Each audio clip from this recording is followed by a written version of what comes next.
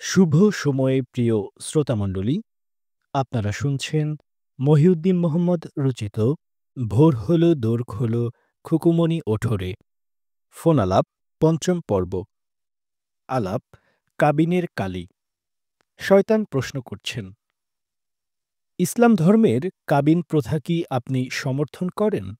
বিয়ের জন্য কাবিন বা দেনমোহর পরিশোধ কি আসলে জরুরি? জিব্রাইল উত্তর দিচ্ছেন, বিপজ্জনক প্রশ্ন, তবে আমি সত্যটাই বলবো। প্রথমত, ইসলাম ধর্মে বিয়ে করার জন্য কাবিন পরিশোধের কোনো বাধ্যবাধকতা নেই। ১০-২০ লাখ তো নয়ই, একটি খেজুর দানার সমান কাবিন পরিশোধের নিয়মও ইসলামে নেই। তাহলে কাবিন প্রথাটা আসলো কিভাবে? এটি এখানে বড় প্রশ্ন। আমি আগেও বলেছি, ইসলাম ধর্মের মাইক এখন যাদের হাতে, তাদের কেউই চিন্তাশীল মানুষ নন। কোরআনের একটি আয়াতও তারা মাথা খাটিয়ে পড়েন না, শুধু মুখস্থ করেন এবং ক্ষেত্রবিশেষে অন্যের করা অনুবাদ ও তাফসিরকে ঠোঁটে ধারণ করেন। আমি বলছি না যে কোনো ধর্মগ্রন্থকে মাথা খাটিয়ে পড়লেই সেটির সব কথা মানুষের জন্য উপকারী হয়ে উঠবে, বরং এগুলোর অনেক বাণী যে সমাজে উদ্দেশ্যমূলক অর্থে প্রচারিত হচ্ছে, সেদিকটিকেই ইঙ্গিত করছি।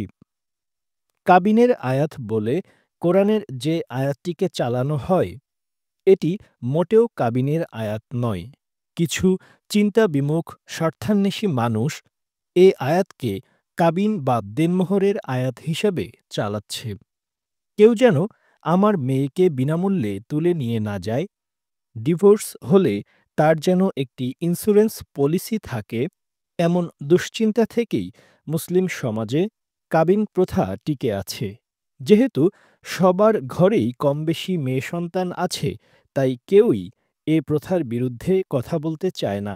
শুধু বলে, ইসলামে বেশি টাকা কাবিন লেখার নিয়ম নেই, বা কাবিন হতে হবে খুব অল্প। কেউ কেউ বলে, কাবিন দিতে হবে সামর্থ্য অনুযায়ী, কিন্তু ইসলামে যে ১ টাকাও কাবিন পরিশোধের নিয়ম নেই, এ কথা তারা বলতে চায় না। সম্ভবত বিষয়টি এরা জানেই না, বা জানলেও লুকিয়ে রাখতে চায়। লোকমুখে শুনে শুনে ধর্ম পালন করলে নানা বিপদ দেখা দেয়। এটি এরকমই এক বিপদ। বুদ্ধি খাটিয়ে যে কোরআনের একটি আয়াত পড়বে বা অনুধাবন করবে, এ দক্ষতা বাঙালি মুসলিম সমাজে অধিকাংশেরই নেই। ফলে ওয়াজের মাইক থেকে এখানে যা ভেসে আসে, তাই হয়ে ওঠে সত্য। কোরআনে বলা হলো, ওয়া আনতু নিসা সাদুকাতিন্নাহ নিহলা ফা ইন তিবনা লাকুম আন শাইম মিনহু নাফসান ফাকুল্লুহ হানিয়াম মারিয়া। এই সেই আয়াত যেটিকে খুঁটি করে লাখ লাখ টাকা কাবিন লেনদেন হচ্ছে। লক্ষ্য করুন, এখানে বলা হয়েছে, মুসলিমরা যেন বিয়ের সময় খুশি মনে স্ত্রীকে সাদুকাত দেয়। সাদুহ কাতিন্নাহ নিহলা, সাদুকাত কি কাবিন বা লাখ লাখ টাকা দেনমোহর? মোটেই না। সাদুকাত হল খুশি মনে দেওয়া উপহার সামগ্রী। আবার এই উপহার সামগ্রী কিন্তু বাধ্যতামূলকভাবে সব মেয়েকে দিতে বলা হয়নি। আয়াতটিতে যে ওয়া আতুন নিসাহ কথাটি আছে, এই নিসাহ কারা? চিন্তাশূন্য বেবুনের মতো পড়লে মনে হবে, এখানে বুঝি নিশা শব্দটি দ্বারা যে কোনো নারী বা স্ত্রীর কথা বলা হয়েছে। আসলে তা নয়। এ আয়াত কোরআনে ঢুকেছে মূলত এতিম মেয়েদের জন্য। কেউ যদি এতিম মেয়ে বিয়ে করে, তাহলে তাকে সাদুকাত দেয়া বাধ্যতামূলক, অন্য কারো বেলায় নয়। ওয়াজকারীদের অভ্যাস হল বুঝে না বুঝে শুধু খণ্ড খণ্ড আয়াত ও অনুবাদ মুখস্থ করা। অথচ একটু চোখ কান খোলা রেখে চিন্তা করলেই তারা বুঝতেন কোন আয়াত কোন প্রসঙ্গে কার জন্য নাজিল হয়েছে, বা আয়াতটি কেবল তৎকালীন আরব সমাজের জন্য প্রযোজ্য কি না। কোরআনের সব আয়াত যে সবকালের সব মুসলিমদের জন্য প্রযোজ্য নয়, এটি ওয়াজকারীরা ভেবে দেখতে চায় না, কারণ ভাবতে গেলেই ব্যবসা নষ্ট হয়ে যাবে। যে আয়াতটি আমি উল্লেখ করলাম তার ঠিক আগের আয়াতেই বলা হয়েছে ওয়া ইন খিফতুম আল্লাহ তুকসিতু ফিল ইয়াতামা ফানকিহ মা আবা লাকুম মিনান নিসাই, এবং এর আগের আয়াতে বলা হয়েছে ওয়া আতুল ইয়াতামা আমওয়াল্লাহু ওয়া আলা তাতাব্বাদলুল খাবিসা বিত্তাইয়াবি ওয়ালা তাকুলু আমওয়ালাহুম ইলা আওয়ালিকুম। এ তিনটি আয়াত ধারাবাহিকভাবে পড়লে পরিষ্কারভাবে স্পষ্ট হয় যে বিয়েতে সাদুকাত বা উপহার সামগ্রী দেয়া বাধ্যতামূলক করা হয়েছে শুধু ইয়েতিম মেয়েদের ক্ষেত্রে, এবং বলা হয়েছে তোমরা যদি সাদুকাত দেওয়ার সামর্থ্য না থাকে তাহলে তুমি এতিম মেয়ে বিয়ে না করে অন্য মেয়ে বিয়ে করো। আমি তাফসির ইবনে কাসিরে দেখলাম সেখানে আয়েশা রাদিয়াল্লাহু তাআলা এর বরাতে একটি হাদিস এসেছে। একবার এক ব্যক্তি একজন এতিম মেয়ের অভিভাবক হিসেবে দায়িত্ব পালন করছিলেন। এক পর্যায়ে তিনি মেয়েটিকে বিয়ে করেন, যদিও বিয়ে করার ইচ্ছা তার ছিল না। অর্থাৎ সম্পত্তির লোভে তিনি মেয়েটিকে বিয়ে করেছিলেন এবং মেয়েটির সম্পত্তি লোকটি নিজের সম্পত্তির সাথে মিশিয়ে ভোগ করছিলেন। তখনকার সমাজে অনেক এতিম মেয়ে ছিল যারা উত্তরাধিকার সূত্রে বাবা মার ভালো পরিমাণ সম্পত্তি পেত। এই এতিম মেয়েদেরকে প্রায় কেয়ারটেকার বা অভিভাবকরা সম্পত্তির লোভে বিয়ে করত এবং বিয়ের সময় মেয়েটিকে নিজের পকেট থেকে তেমন কিছু দিত না। উল্টো বিয়েকে এতিম মেয়েদের সম্পত্তি দখলের একটি অস্ত্র হিসেবে ব্যবহার করা হতো। এর পরিপ্রেক্ষিতেই এই তিনটি আয়াত নাজিল হয়েছিল।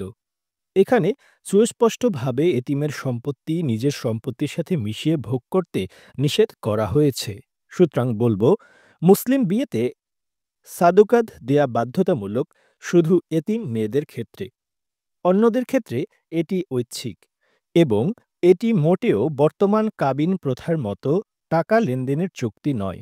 আর আপনারা যে দেনমোহরের কথা বলেন, এই মোহর কিন্তু এক প্রকার পারচেস মানি, ব্রাইডাল প্রাইস, অনেকটা টাকার বিনিময়ে যৌনসঙ্গী ক্রয় করার মতো ব্যাপার। মোহর প্রথা ছিল ইসলামের আগের যুগের প্রথা, অর্থাৎ পৌত্তলিক প্রথা। ইসলামে এই প্রথা নেই। সে সময়ে মেয়ের অভিভাবক বা ওয়ালিকে নির্দিষ্ট অঙ্কের টাকা পরিশোধ করে বিয়ে করতে হতো। মোহর শব্দটাও তো হিব্রু ভাষা থেকে এসেছে। হিব্রুতে এটিকে বলা হতো মাহরা। মাহরা অর্থ হল কোনো কিছুর ক্রয় মূল্য। আমি কি বিয়ের নামে মেয়ে কেনাবেচাকে সমর্থন করতে পারি? পারি না। হ্যাঁ, অনেকে আছেন যারা নানা আনোয়াট বানোয়াট হাদিস দেখিয়ে বলবেন মুসলিম বিয়েতে মোহর লেনদেন করা উত্তম বা বাধ্যতামূলক। এসব হাদিসের সত্যতার প্রসঙ্গ যদি বাদও দেই, তারপরও বলতে হবে ইসলামী প্রথার মোহর আর ইসলামের আগের যুগের মোহর এ দুটি এক জিনিস নয়। মুসলিমদের জন্য কোনো কিছু বাধ্যতামূলক হতে হলে সে ব্যাপারে কোরআনে সুস্পষ্ট নির্দেশনা থাকতে হয় এবং নির্দেশনাটি ইমপ্লিসিট বা আকারে ইঙ্গিতে হলে চলবে না। এটিকে এক্সপ্লিসিট হতে হবে, অর্থাৎ পরিষ্কার ভাষায় সরাসরি উল্লেখ থাকতে হবে। ইসলামে মোহর প্রথাটি ঢুকেছে স্ত্রীর ব্যক্তিগত হাতখরচের টাকা ও উপহার সামগ্রী হিসেবে, ওয়ালি বা অভিভাবককে পরিশোধ করা টাকা হিসেবে নয়। কিন্তু আমাদের সমাজে কি ঘটছে? এখানে অভিভাবকরা দর কষাকষি করে দেনমোহর ঠিক করছে, টাকা পয়সা আদায় করছে এবং বহু ক্ষেত্রে মোহরের টাকা অভিভাবকরা নিজেরাই ভোগ করছে। মোহর নিয়ে মারামারি হচ্ছে। আপনি বিয়ের সময় স্ত্রীকে কিছু নগদ টাকা বা উপহার সামগ্রী দিতে পারেন, এতে অসুবিধার কিছু দেখছি না। কিন্তু টাকা দিতেই হবে এরকম লিখিত চুক্তি করা মোটেও ইসলাম সম্মত নয়। কোরআনে এ ধরনের কোনো নির্দেশনা নেই। উপহার কি মানুষ দর কষাকষি করে নেয়? বর্তমানে যেভাবে সালিশ বসিয়ে স্বর্ণালঙ্কারের পরিমাণ ঠিক করা হয়, কাবিন বা মহরের পরিমাণ নির্ধারণ করা হয়, এটি কি কোনো অর্থে খুশি মনে দেয়া উপহার সামগ্রী বলা চলে? চলে না। সবাই এ বিষয়ে চুপচাপ। নারীরা তো আরও বেশি চুপচাপ। কারণ কেউই এখানে টাকা হাতছাড়া করতে চায় না। এটা যে নারীদের জন্য অত্যন্ত অবমাননাকর একটি প্রথা, এটি নারীরা অনুধাবন করতে পারছে না বা পারলেও নিজ স্বার্থে চুপ থাকছে। সামাজিক প্রথা এখানে আবির্ভূত হয়েছে ধর্মীয় প্রথা হিসেবে। ধর্মের ঘাড়ে বন্দুক রেখে পাখি শিকার করা এখন খুব নিরাপদ। আমার কথা হলো, আপনি যদি কাবিন আদায় করতেই চান, তাহলে তা সৎভাবে করুন। বলুন যে এটি কাবিন বা দেনমোহর বা সাদুকাত নয়। এটি হলো ডিভোর্স বা ডোমেস্টিক ভায়োলেন্সের ইন্স্যুরেন্স পলিসি। আমাদের যে নারী বিদ্বেষী সমাজ, সেখানে নারীদের জন্য এরকম ইন্স্যুরেন্স পলিসি থাকা মন্দ নয়। তবে এটি কাঙ্ক্ষিত কিছু নয়। কারণ এ ধরনের ইন্স্যুরেন্স পলিসি বিয়েকে বিষাক্ত করে তোলে। কোনো বিয়েতে ইন্স্যুরেন্স পলিসি ও ভালোবাসা এ দুটি একসাথে থাকতে পারে না। যে বিয়েতে ভালোবাসা নেই, আনন্দ নেই, আছে শুধু আর্থিক লেনদেনের লোভ বা ভয়, সেটি তো বিয়ে নয়। এটি এক প্রকার দাসপ্রথা বা পতিতাবৃত্তি। এজন্য স্থায়ী সমাধান হল উপযুক্ত শিক্ষার মাধ্যমে মানুষকে সভ্য করে তোলা, যেন সে তার সঙ্গী বা সঙ্গিনীর সাথে ভালোবাসাপূর্ণ সম্পর্ক তৈরি করতে পারে। কোনো সমাজে মানুষে মানুষে ভালোবাসা ও বিশ্বাস বিরাজমান থাকলে সেখানে বিয়ে করতে আর কাবিন বা ইন্স্যুরেন্সের প্রয়োজন পড়বে না। আরেকটি বিষয় হলো, এ ধরনের ইন্স্যুরেন্স পলিসি তো পুরুষরাও নারীদের কাছে দাবি করতে পারে। দরিদ্র পুরুষ যদি ধনী ও ক্ষমতাবান নারী বিয়ে করে, তাহলে ডিভোর্স বা ডোমেস্টিক ভায়োলেন্সের আশঙ্কা তারও তো ইন্স্যুরেন্স পলিসি থাকা উচিত। এর অর্থ কি দাঁড়ালো? ইন্স্যুরেন্স পলিসি হিসেবে বিশাল অঙ্কের কাবিন বা দেনমোহর লেনদেনের প্রথা কোনো কল্যাণকর সমাধান নয়। এটি বিয়েকে কঠিন করে তুলবে। একটি লোহার আংটি দিয়েও মোহর আদায় করা যায়। এ ধরনের হাদিস দিয়ে কাবিন প্রথা টিকিয়ে রাখাও ক্ষতিকর। কারণ এটি লুপহোল বা ফাঁকি পথ হিসেবে কাজ করে। সমাজে উঁচু অঙ্কের কাবিন লেনদেন টিকিয়ে রাখার জন্য এ লুপহোলকে ব্যবহার করা হয়। সামর্থ্য অনুযায়ী কাবিন দাও, এই যে কথাটি, এটি অত্যন্ত দুরভিসন্ধিমূলক কথা। এটি বলে মানুষকে সামাজিক লজ্জার মুখোমুখি দাঁড় করিয়ে দেওয়া হয় এবং সামাজিক মর্যাদার ফাঁদে ফেলে উঁচু অঙ্কের কাবিন আদায় করা হয়। সবচেয়ে ভয়ঙ্কর ব্যাপার হল, কাবিনকে এ সমাজে মেয়েদের ইজ্জতের মূল্য হিসেবে বিবেচনা করা হচ্ছে। যত বেশি অঙ্কের কাবিন, তত বেশি মূল্যের ইজ্জত। কিছু উন্মাদ যে বলে একটি খেজুর দিয়েও কাবিন আদায় করা যায়, মোহর আদায় করা যায়, সে উন্মাদেরা নিজেরা কি কখনো খেজুর দিয়ে বিয়ে করেছে? তারা নিজেদের মেয়ে বিয়ে দেওয়ার সময় কি খেজুর গ্রহণ করবে? করবে না। বলবে, আমার মেয়ের ইজ্জতের দাম মাত্র একটি খেজুর। মূল সমস্যাটা এখানে সামাজিক দৃষ্টিভঙ্গি।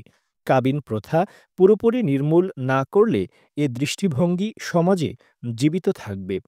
আর এই যে কাবিন শব্দটি, যেটিকে বাংলাদেশের মানুষ এখন দেনমোহর ও বিয়ের চুক্তি হিসেবে চালিয়ে থাকে, এটি তো সম্পূর্ণ ভিন্ন ধর্মের জিনিস। এটি ইসলামে ঢুকেছে মান্দাইয়া ধর্ম থেকে। মান্দাইয়া ধর্মে বিয়ের আনুষ্ঠানিকতাকে কাবিন ডাকা হয়। আলাপ, বিয়ের বীমা। শয়তান প্রশ্ন করছেন, অর্থাৎ আপনি কাবিন বা দেনমোহর প্রথাকে একেবারে উঠিয়ে দিতে বলছেন, তাই তো? দেনমোহর প্রথার কিছু উপকারী দিকও কিন্তু আপনি উল্লেখ করেছেন। যেমন ডিভোর্স বা ডোমেস্টিক ভায়োলেন্সের ক্ষেত্রে এটি ইন্স্যুরেন্স পলিসি হিসেবে কাজ করে। যদি এ প্রথার বিলুপ্তি ঘটে, তাহলে এর বিকল্প কি হবে? জিব্রাইল উত্তর দিচ্ছেন, দেখুন, পৃথিবীতে প্রায় প্রতিটি মন্দ কাজেরই কিছু উপকারী দিক আছে। চুরি, মার্ডার, ছিনতাই, ঘুষ, দুর্নীতি, এগুলোরও উপকারী দিক রয়েছে। কিন্তু এসব কর্মে উপকারের বিপরীতে যে অপকার সাধিত হয়, তার আকার এত বড় যে আমরা আর উপকারগুলো নিয়ে মাথা ঘামাই না। গ্রোস বেনিফিট এখানে গ্রোস হার্ম দ্বারা আউটওয়েড হয়ে যায়। মোহর বা কাবিন লেনদেনের ক্ষেত্রেও তাই ঘটছে। আপাতদৃষ্টিতে মনে হচ্ছে যে এটি ডিভোর্স কমাচ্ছে, কিন্তু গভীর দৃষ্টি নিয়ে তাকালে বুঝবেন এটি ডিভোর্স বাড়াচ্ছে। কোনো সমাজে ডিভোর্স কঠিন হয়ে পড়লে সেখানে ডোমেস্টিক ভায়োলেন্স বেড়ে যায়। স্ত্রীদের উপর নবাবগিরিতে বাংলাদেশের পুরুষরা ঐতিহাসিকভাবেই এগিয়ে আছে, কিছু ব্যতিক্রম বাদে। অধিকাংশ নারীকেই এখানে মানিয়ে চলা বা ম্যারিটাল অ্যাডাপ্টেবিলিটির মধ্য দিয়ে যেতে হয়। আমি এতে আপত্তি করছি না। একটি নতুন জীবনে প্রবেশ করলে অনেককেই অনেক কিছু মানিয়ে নিতে হয়। কিন্তু বাঙালি নারীদের ক্ষেত্রে এটি খুবই টর্চারাস। ফলে অনিবার্যভাবে এখানে ডোমেস্টিক ভায়োলেন্স বেশি। প্রায় প্রতিটি ঘরেই গৃহযুদ্ধ লেগে আছে। অশ্লীল গালাগালি ও হাতাহাতি খুব নৈমিত্তিক ঘটনা। এতে যে শুধু দম্পতিদের সুখ নষ্ট হচ্ছে তা নয়, বাচ্চা-কাচ্চারাও অসুখী শৈশব নিয়ে বড় হচ্ছে। যাদের শৈশব অসুখী তারা বড় হয়ে ভালো ও মানবিক মানুষ হতে পারে না। আমাদের দেশটি যে আপাদমস্তক নষ্ট মানুষ দিয়ে ভরা, এর মূল কারণ আমাদের অধিকাংশেরই শৈশব অসুখী। বাবা-মার স্বার্থপরতা, হানাহানি, দ্বন্দ্ব, রাজনৈতিক অস্থিরতা, অস্বাস্থ্যকর পরিবেশ, সমাজের চোখ রাঙানি, অর্থনৈতিক অনিশ্চয়তা, ক্রীড়া বিমুখতা এগুলো বাঙালির শৈশবকে বিষিয়ে তুলেছে। এর প্রভাব আমাদের জাতীয় জীবনে পড়ছে। সমাজের অধিকাংশ বাসিন্দা এখানে নিষ্ঠুর ও শঠ মানুষ। সরল, ভদ্র, পরোপকারী, নিঃস্বার্থ মানুষ সমাজে বিরল। আমি বলছি না যে বেশি বেশি ডিভোর্স হলে এসব সমস্যার সমাধান হয়ে যাবে বা নারীরা উপকৃত হবে। বরং ডিভোর্সকে আমি খুব নিরুৎসাহিত করি। ডিভোর্স একটি ডিভাস্টেটিং বিষয়। কিন্তু কিছু ক্ষেত্রে ডিভোর্স অত্যন্ত জরুরি।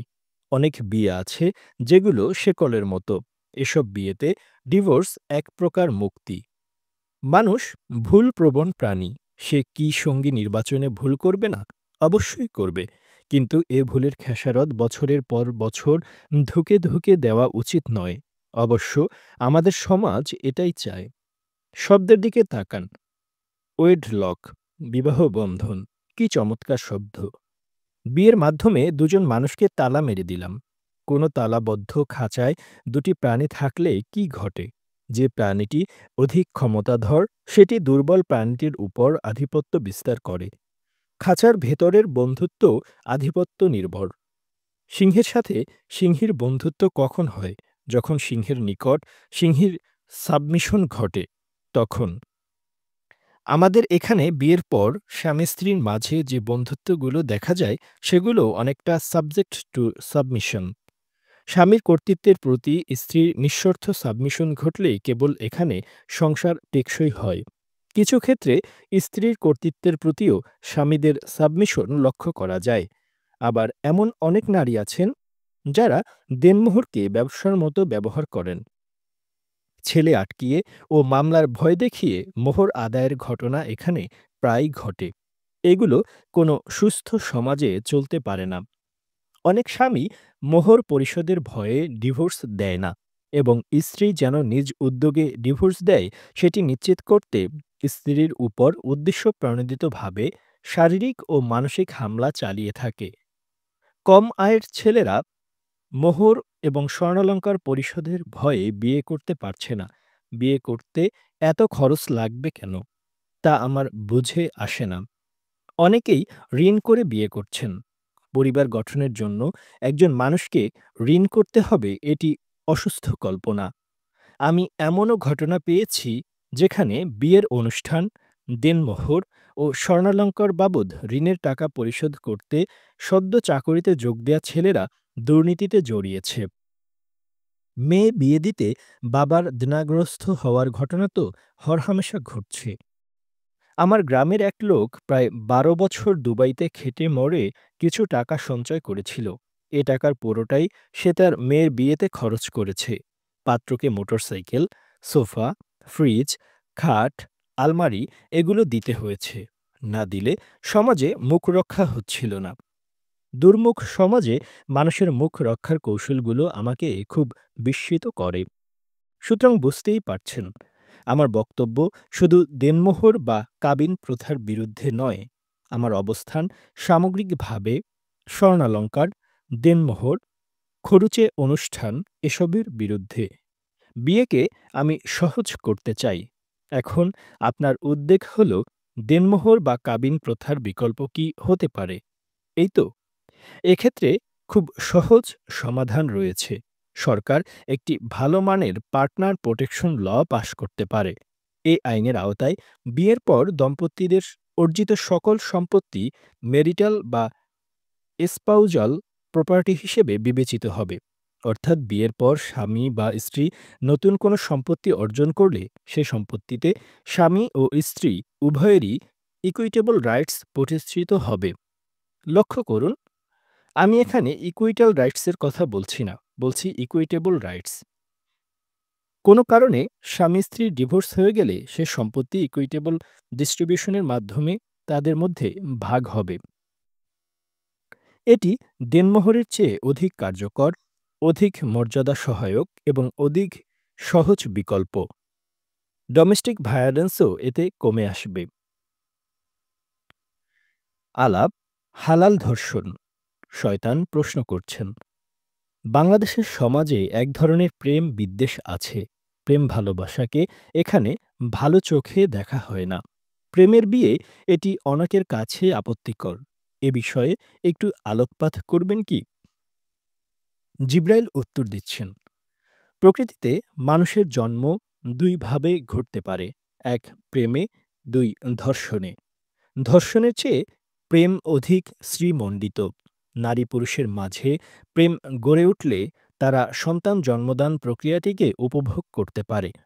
প্রেম ও ঈশ্বরকে যারা মুখোমুখি দাঁড় করান তাদেরকে বলবো, কোনো আনন্দমুখর ভালো ঈশ্বরের পক্ষে প্রেমকে নিষিদ্ধ করা সম্ভব নয়। ঈশ্বর ধর্ষণের পক্ষে অবস্থান নিয়েছেন এমনটি ভাবা আমার জন্য কঠিন। কারণ ঈশ্বর যদি প্রেমের বিরুদ্ধে যান, তাহলে মহাবিশ্বে আনন্দ বলে কিছু থাকে না। যে মহাবিশ্ব আনন্দহীন, সে মহাবিশ্বের সৃষ্টিকর্তা বড়জোর নিন্দনীয় দৈত্য দানব হতে পারেন, কিন্তু প্রশংসনীয় ঈশ্বর হতে পারেন না।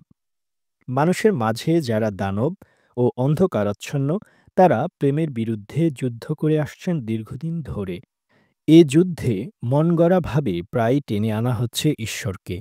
নানা কাগজে বানোয়াট কথা লিখে তারা তা প্রচার করছে প্রেমের উপর ঈশ্বরের নিষেধাজ্ঞা রূপে। ঈশ্বর হয়তো এসব কাগজপত্রের ব্যাপারে কিছুই জানেন না। ঈশ্বরের অনুমতি ছাড়াই তারা ঈশ্বরের নামে ধর্ষণ সহায়ক কথামালা মাইকে উচ্চারণ করছেন। নারীদেরকে সম্বোধন করা হচ্ছে কুৎসিত ও অবমাননাকর শব্দে। মানুষ যেন প্রেমের ভেতর দিয়ে আনন্দের তালাশ না করতে পারে, এজন্য ধর্মসেনারা রাতদিন বিলি করছে ভয়ে। আর অ্যারেঞ্জড ম্যারেজ নামে যে প্রথাটি আছে, সেটির সাথে পতিতাবৃত্তির কোনো মৌলিক পার্থক্য নেই। একজন পতিতা তার গ্রাহককে অর্থের বিনিময়ে যৌন সেবা দিয়ে থাকেন। কোনো বিয়েতে যদি প্রেম ও পারস্পরিক জানাশোনা অনুপস্থিত থাকে, তাহলে সেটি আক্ষরিক অর্থেই রূপ নেয় পতিতাবৃত্তির। এ ধরনের বিয়েতে কি ঘটে? যদি নারীটি স্বাবলম্বী না হয়, তাহলে সে কিছু ভরণপোষণ ও বৈষয়িক সুবিধার বিনিময়ে যৌন সেবা বা গৃহপরিচারিকার দায়িত্ব বা সেবা দিয়ে থাকে। পতিতার তাও মুক্তি আছে, কিন্তু প্রেমহীন বিয়েতে যে নারীরা বন্দী হয়েছেন, তাদের মুক্তি নেই। কেউ কেউ সন্তানের মুখের দিকে চেয়ে সহ্য করে যান এরকম নিষ্প্রেম সংসার। সন্তানের প্রেমে যদি তারা না পড়তেন, তাহলে মনে হয় এ নারীরা বাঁচার কোনো উপলক্ষ পেতেন না। আপনি দেখবেন যে যারা প্রেমের বিরুদ্ধে কথা বলেন, তারা সকলেই নিষ্প্রাণ নীরস জীবনযাপন করেন। তাদের মুখমণ্ডলে আলোর কোনো রেখা দেখা যায় না। মনে হয় কোনো প্রতিশোধ স্পৃহা থেকে তারা পৃথিবীতে এসেছেন। নিষ্ঠুর ও পাশবিক চিন্তায় মগজ সদা বিষিয়ে রাখেন। যখন মুখ খোলেন, তখন ওই মুখে মানবিক কোনো গুণের উপস্থিতি থাকে না। সারাক্ষণ একটি কাল্পনিক উদ্বেগ তাদের হৃদয়কে ভারী করে রাখে। কোথাও ছেলেমেয়েরা একসাথে বসে আনন্দ উল্লাস করলে তারা ধারালো ব্লেডের মতো তীক্ষ্ণ হয়ে ওঠেন। নারীর মুখ তাদের আয়না। ওই আয়নায় নিজেদের কুৎসিত ছবির ঝলমলিয়ে উঠে বলেই আয়নাটিকে তারা নানা কৌশলে ঢেকে রাখতে চান। ঈশ্বরের ভয় দেখিয়ে কেড়ে নিতে চান তারুণ্যের প্রাণ চাঞ্চল্য। প্রেম বিরোধীরা কান্নাপ্রিয় প্রাণী। তাদের চোখে হিংসার ঘোলা জল সর্বদাই লেগে থাকে। এ জলের কাজই হল ঈশ্বরের নামে কারণে অকারণে বানোয়াট পোস্টার তৈরি করা। মানুষকে এসব গুমোট পোস্টার থেকে সাবধান থাকতে হবে। ঈশ্বর কোনো হকার নন যে সারাদিন ডেকে ডেকে তিনি ভয়ের ডিব্বা বিক্রি করবেন। ভালোবেসে নারী পুরুষ একে অপরের হাত ধরলে যে সুন্দর দৃশ্য তৈরি হয়, সে দৃশ্য ইবলিসদের সহ্য হওয়ার কথা নয়। এজন্য ইবলিস তার শাগরেদদের কাঁধে সওয়ার হয়ে মন্ত্রণা দিতে থাকে, ওই দেখো একজোড়া ছেলেমেয়ে আরামে বসে আছে, তারা ঈশ্বরের গদি টলিয়ে দিচ্ছে। ওদের পাকড়াও না করলে ঈশ্বর তোমাদেরকে অগ্নিকুণ্ডে নিক্ষেপ করবেন। ইবলিসের পরামর্শে তারা রচনা করতে থাকে ঈশ্বরের নামে নানা প্রজ্ঞাপন। প্রজ্ঞাপনের নিচে যে সই থাকে, সে সই তাদের নিজেদেরই সই। এ সই ঈশ্বরের নয়। ঈশ্বরের জাল সিগনেচারে তারা ঘোষণা করে, এই কাজ কেয়ামতের আলামত। শয়তান আবার প্রশ্ন করছেন, অর্থাৎ আপনি বলছেন যে ভালোবাসাহীন বিয়ে অনেকটা পতিতাবৃত্তির মতো, এক প্রকার সেক্স স্লেভারি, এই তো? জিব্রাইল আবার উত্তর দিচ্ছেন, আমার মনে হয় বিয়ে ও পতিতাবৃত্তির মধ্যে পার্থক্য কি তা একটু স্পষ্ট করা দরকার। পতিতাবৃত্তি হল নারী পুরুষের এমন সম্পর্ক যেখানে একজন সঙ্গী আরেকজন সঙ্গীর সাথে আর্থিক বা বৈষয়িক সুবিধার বিনিময়ে যৌন সম্পর্ক স্থাপন করেন। পতিতাবৃত্তিতে কোনো প্রেম বা ভালোবাসা উপস্থিত থাকে না। ধর্ষণের যে ক্রিমিনাল এলিমেন্ট অর্থাৎ মেন্সরিয়া, তা এখানে আর্থিক ও বৈষয়িক লেনদেনের কারণে মুছে যায়। অর্থাৎ পতিতাবৃত্তিতে সঙ্গমের সম্মতি নগদ টাকা বা বৈষয়িক সুবিধার বিনিময়ে আদায় করা হয়। এ বিনিময় যে তাৎক্ষণিক হতে হবে এমন নয়। বিনিময়ের প্রতিশ্রুতি ও সঙ্গমের সম্মতি আদায়ে কারেন্সি হিসেবে বিবেচিত হতে পারে, কিন্তু বিয়ে এরকম নয়।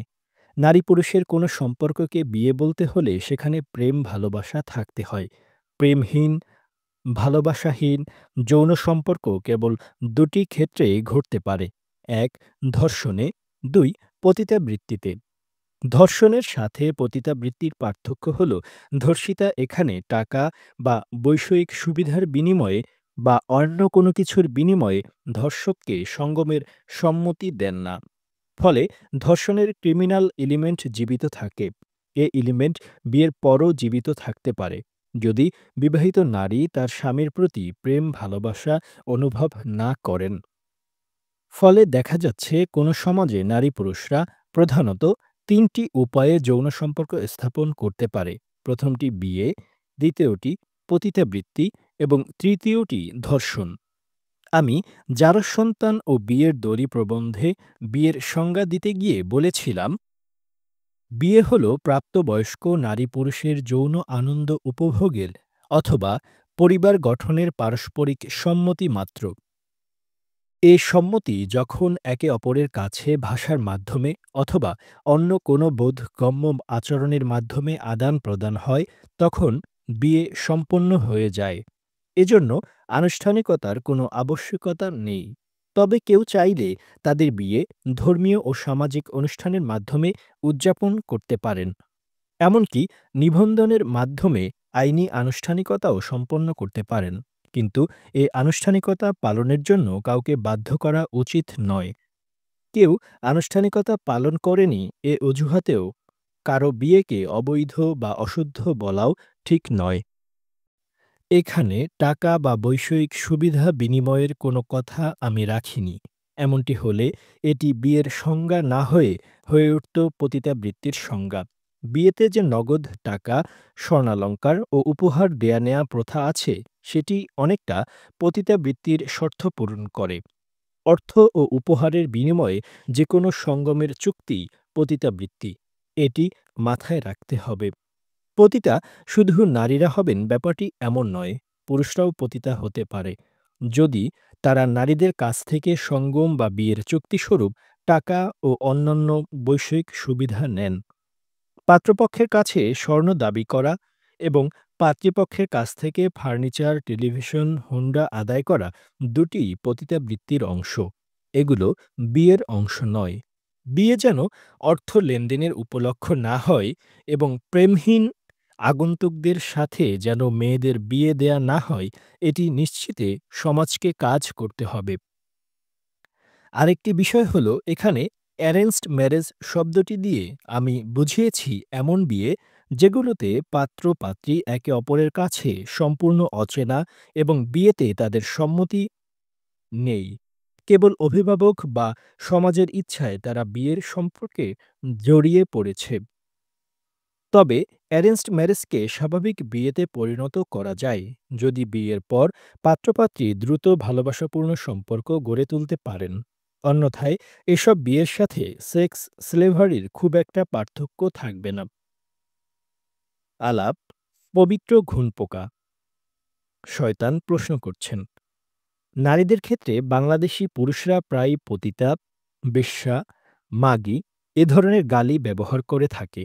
এর প্রেক্ষাপট আসলে কি? জিব্রাইল উত্তর দিচ্ছেন, শুধু বাংলাদেশ নয়, বেশ্যা বা পতিতা এ শব্দগুলো গালি হিসেবে অনেক সমাজেই জনপ্রিয়। কিছু কিছু ভাষায় শব্দগুলোকে এমনভাবে তৈরি করা হয়েছে যেন এটি পুরুষদের বেলায় একেবারেই প্রয়োগ করা না যায়। বাংলা ভাষার কথাই ধরুন। এ ভাষায় ইংরেজি প্রস্টিটিউটের অনুবাদ হিসেবে পতিতা শব্দটি ব্যবহৃত হয়। পতিতা নারীবাচক। সম্ভবত যে নারী পতিত হয়েছেন বা যে নারীর চরিত্রের অধঃপতন ঘটেছে এমনটি বোঝাতেই শব্দটি উদ্ভাবন করা হয়েছে। কিন্তু যে পুরুষ পতিত হয়েছেন বা যে পুরুষের চরিত্রের অধঃপতন ঘটেছে তাকে কি নামে ডাকা হবে তা বাংলা ভাষা আমাদেরকে জানায়নি। আমরা প্রস্টিটিউট এর বাংলা জানি, কিন্তু হাস্টলারের বাংলা জানি না। ইংরেজি হোর বা হারলট এ শব্দগুলো যতটা পরিচিত, হাস্টলার ততটা পরিচিত নয়। কারণ হাস্টলার মানে পুরুষ পতিতা। হিন্দিতে যে রন্ডি বা রেন্ডি শব্দটি আছে, এটির উপযুক্ত পুরুষবাচক শব্দ নেই। বাংলা বেশ্যার পুরুষলিঙ্গ কি হবে তা আমরা জানি না। আরবি আহিরা পুরুষবাচক শব্দ আমি কোথাও পাইনি। এর কারণ শব্দ যখন পুরুষরা নির্মাণ করেন তখন তা একরকম হয়, আর যখন নারীরা নির্মাণ করেন তখন তা আরেক রকম। শব্দের যিনি উদ্ভাবক তার লক্ষ্য থাকে শব্দটির আঘাত থেকে নিজেকে রক্ষা করা, যদি শব্দটি নেতিবাচক হয়। বাংলায় বদমাশ নামে যে শব্দটি আছে সেটি পতিতা শব্দের উপযুক্ত পুল্লিঙ্গ নয়। বাঙালি যে ঘৃণা, থুতু ও তাচ্ছিল্য নিয়ে পতিতা, বেশ্যা, মাগী, খানকি এ শব্দগুলো উচ্চারণ করে, সে ঘৃণা, থুতু ও তাচ্ছিল্যের আলামত বদমাশ, লম্পট এ শব্দগুলোতে পাওয়া যায় না। আপনি যে গালিগুলোর কথা বললেন, অর্থাৎ পতিতা, বেশ্যা, মাগী, খানকি, এগুলো দিয়ে পুরুষরা মূলত নারীদেরকে ঘায়েল করার চেষ্টা করেন। শব্দগুলো মুহূর্তেই একজন নারীর মোরালকে ধুলোয় মিশিয়ে দিতে পারে। তবে শুধু পুরুষ নয়, নারীরাও এ গালিগুলো অন্য নারীর বিরুদ্ধে ব্যবহার করে থাকে। এখানে আরেকটি ব্যাপার একটু উল্লেখ করতে চাই। লক্ষ্য করবেন, নারী পুরুষের মধ্যে ঝগড়াঝাটি হলে নারীরা প্রায় কান্নাকাটি করে, কিন্তু পুরুষরা সাধারণত তা করে না। অনুসন্ধান করে দেখলাম, নারী কান্নার আশ্রয় নেয় এর প্রধান কারণ তার ভাষার সীমাবদ্ধতা। ঝগড়ার সময় নারীরা পুরুষদের উপর ক্ষোভ প্রকাশ করার জন্য উপযুক্ত শব্দের সংকটে ভোগেন। পুরুষরা যে তীব্রতা নিয়ে প্রস্টিটিউট, বেশ্যা এমন শব্দগুলো উচ্চারণ করেন, তার বিপরীতে নারীরা পাল্টা আঘাত হানার মতো শব্দ খুঁজে পান না। ফলে তাদের ভেতরের রাগ চোখের জল রূপে গালে ভাসতে শুরু করে। প্রকাশ্য স্থানে ঝগড়া হলে এটি বেশি নজরে পড়ে। প্রেমিক প্রেমিকাদের মধ্যে তো এটি নৈমিত্তিক ঘটনা। ঝগড়ার সময় ছেলেরা যে মেসেজগুলো মেয়েদেরকে পাঠায় তা পরখ করলেই আমার বক্তব্যের সত্যতা পাওয়া যাবে। নারীরা যদি পুরুষদেরকে পাল্টা আঘাত করার মতো শব্দ সৃষ্টি করতে পারত, অর্থাৎ পুরুষটির পৌরসিক মোরাল ভেঙে দিতে সক্ষম এমন শব্দ দিয়ে যদি তাকে আক্রমণ করা যেত, তাহলে ছেলেরাও উপযুক্ত ভাষার অভাবে মেয়েদের মতো কাঁদত। নারীদের বিরুদ্ধে পতিতা, বেশ্যা এরূপ শব্দগুলোর ব্যবহার বন্ধ করার একমাত্র উপায় হল সমাজে এগুলোর সমতুল্য পুরুষবাচক শব্দ তৈরি করা, অথবা এ শব্দগুলো যারা কথায় কথায় নারীকে অপমান করার উদ্দেশ্যে ব্যবহার করেন তাদেরকে নারীরা পুরুষের সমান মর্যাদা সম্পন্ন প্রাণী এ বিষয়টি ভালোভাবে বুঝিয়ে দেয়া। বাংলাদেশের ওয়াজ মাহফিলগুলোতে যে নারীদের উদ্দেশ্যে নানা ইঙ্গিতপূর্ণ কথাবার্তা বলা হয় তার কারণও ভাষা। বাংলাদেশে ওয়াজের ভাষা পুরোটাই পুরুষ ওয়াজকারীদের সৃষ্টি। ধর্মীয় কিতাবাদি প্রায় সবই পুরুষদের লেখা। যদি এদেশে পর্যাপ্ত নারী মাওলানা থাকত, যদি মসজিদগুলোতে নারীরা ইমামতি করত, খুতবা দিত, তাহলে পুরুষ ওয়াজকারীরা একচেটিয়াভাবে নারীর বিরুদ্ধে বিষোদ্গার সুযোগ পেতেন না। কেয়ামতের আলামত হিসেবে পুরুষদের কর্মকাণ্ডকে যদি কোনো নারী মাওলানা বর্ণনা করতেন, তাহলে আফগান টুপি পরা পলিগ্যামাস বক্তারা নারীর চলাফেরাকে কেয়ামতের আলামত হিসেবে বর্ণনা করার সাহস দেখাতেন না। কথায় কথায় আখিরুজ্জামান, দোজখে নারী আর নারী, স্বামীরা স্ত্রীদের কারণে দোজখে যাবে, এ ধরনের কুৎসা যারা রটায় তাদের ব্যাপারে সমাজকে সতর্ক হতে হবে। আলাপ ব্রাহ্মণের শূদ্রপদ। শয়তান প্রশ্ন করছেন, একটু ভিন্ন প্রসঙ্গে কথা বলতে চাই। পা বিষয়ে আপনার একটি ইংরেজি কবিতা পড়েছিলাম। সেখানে পায়ের প্রতি মানুষের বর্ণবাদী মনোভাবগুলো ফুটিয়ে তুলেছিলেন। কবিতাটির মূল ভাব যদি এখানে গদ্য আকারে প্রকাশ করতে বলা হয় তাহলে কিভাবে করবেন? জিব্রাইল উত্তর দিচ্ছেন, হ্যাঁ, মনে পড়েছে। কিছু মানুষ বইয়ে পা লাগলে বইকে সালাম করেন, কিন্তু হাত লাগলে তারা তা করেন না।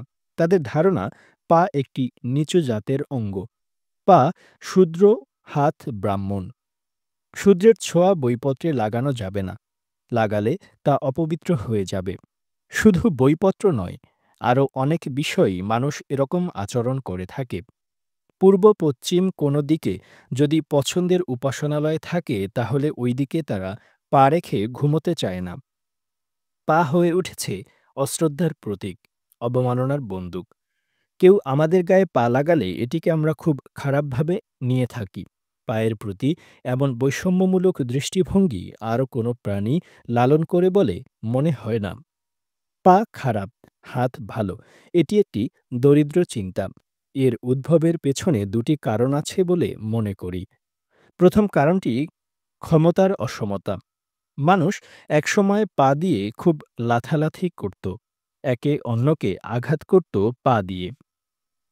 এখনও অনেক এলাকায় এ চর্চা চালু আছে। যিনি লাথি মারেন আর যিনি লাথি খান তারা যদি ক্ষমতায় একে অপরের সমান হন তাহলে পাকে সেখানে বিবেচনা করা হয় অস্ত্ররূপে। অস্ত্র কাউকে আহত করতে পারলেও অপমান করতে পারে না। এজন্য পা যতক্ষণ অস্ত্র হিসেবে ব্যবহৃত হয় ততক্ষণ সেটি কারো গায়ে লাগলে মানুষ অপমানিত বোধ করে না। কিন্তু লাথি খাওয়া লোকটি যখন লাথি দাতার চেয়ে কম ক্ষমতাধর হন তখন পাকে অস্ত্র হিসেবে বিবেচনা করা তার পক্ষে সম্ভব হয় না, কারণ তিনি লাথির আঘাত পাল্টা শোধ করতে পারেন না। যখন দাসপ্রথা চালু ছিল তখন কোনো দাস মুনিবের লাথি খেলে চুপ করে তা হজম করা ছাড়া কোনো উপায় থাকত না। ফলে লাথির অস্ত্রের প্রতি, অর্থাৎ পায়ের প্রতি ক্ষমতাহীন মানুষদের একটি অবচেতন ঘৃণা ধীরে ধীরে তৈরি হয়েছে। পরে বংশ পরম্পরায় এটি সমাজের সব শ্রেণীর মানুষের ভেতরই সংক্রমিত হয়েছে। দ্বিতীয় কারণটি পায়খানা। মানুষ একসময় রাস্তাঘাটে মলত্যাগ করত, তার পায়ে কোনো স্যান্ডেল বা জুতো থাকত না।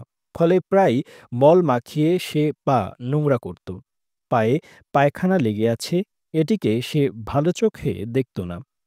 আদিকাল থেকেই মানুষ তার নিজের পায়খানা থেকে পালিয়ে বেড়াচ্ছে। পায়খানার প্রতি মানুষের যে বিতৃষ্ণা, সেই বিতৃষ্ণাই একসময় ধীরে ধীরে পায়ের উপর তৈরি হয়। জুতোহীন মানুষ ভাবল পা পায়খানার মতোই নোংরা। তার উপর তখন সাবান ছিল না। অনেকক্ষণ পা ধোয়ার পরও মানুষ তার পায়ে পায়খানার ঘ্রাণ পেত। এজন্য সে ভাবত কোনো কিছুতে পা লাগানো মানে সেটির অবমাননা করা। চিন্তাটি এরকম। কোনো বইয়ে পা লাগানোর অর্থ বইটিতে পায়খানা লাগানো হচ্ছে, কোনো উপাসনালয়ের দিকে পা দিয়ে ঘুমানোর অর্থ ওইদিকে পায়খানার সুবাস ছড়ানো হচ্ছে।